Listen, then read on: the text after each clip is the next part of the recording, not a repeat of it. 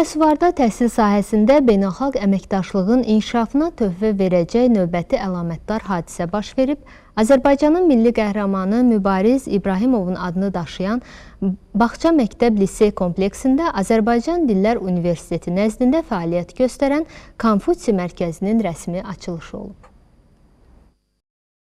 1 iyun Uşaqların Beynəlxalq Müdafiəsi günündə keçirilən tədbirdə Azərbaycan Dillər Universitetinin rektoru akademik Kamal Abdullah, Çin Xalq Respublikasının Azərbaycandakı fövqəladə və səlahiyyətli səfiri Lu Mei, elm və təhsil ictimaiyyətinin nümayəndələri, kompleksin müəllim və şagirdləri iştirak edirdilər.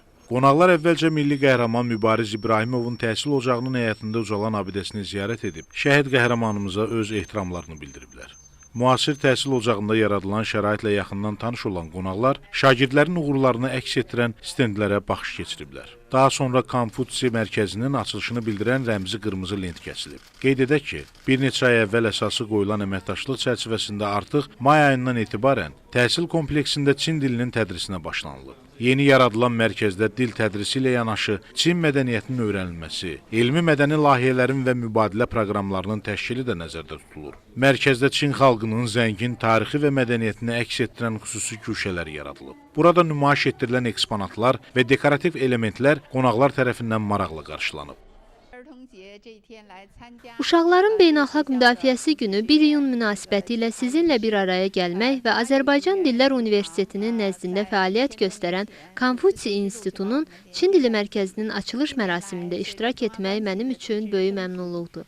Gələcəyə nəzər saldıqda əminliklə demək olar ki, Çin və Azərbaycan arasında hər tərəfli strateji tərəfdaşlığın geniş perspektivləri vardır və Çin dilinin öyrənilməsi böyük imkanlar açır. Əminəm ki, Mübariz təhsil kompleksinin şagirdləri Çin-Azərbaycan münasibətlərinin daha da möhkəmlənməsinə öz töhfələrini verəcək, iki ölkə arasında dostluq ənənələrinin uğurla davam etdirəcəklər.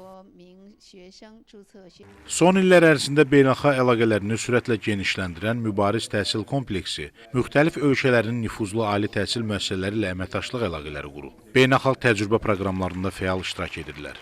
Təhsil ocağının əldə etdiyi ən mühüm uğurlardan biri isə ötən ildən rəsmi olaraq Cambridge Beynəlxalq Məktəbi statusuna layiq görülməsidir. Hazırda tədris prosesində Cambridge proqramının tətbiqi istiqamətində mühüm işlər həyata keçirilir. Çin dilini seçməkdə məqsədimiz Azərbaycan Dillər Universiteti ilə olan əlaqələrimizi bir daha genişləndirmək, orada olan fəaliyyət göstərən Konfutsi Mərkəzinin bir filialını da məktəbimizdə açmaqdır.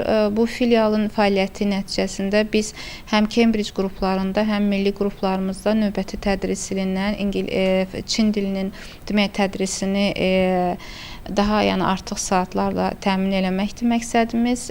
Çində beynəlxalq kurikulum tətbiq edən hər hansı bir məktəblə ortaq layihələrə qoşulmaq, şagird mübadilə proqramlarını həyata keçirmək, yay məktəblərini təşkil eləməkdir məqsədimiz.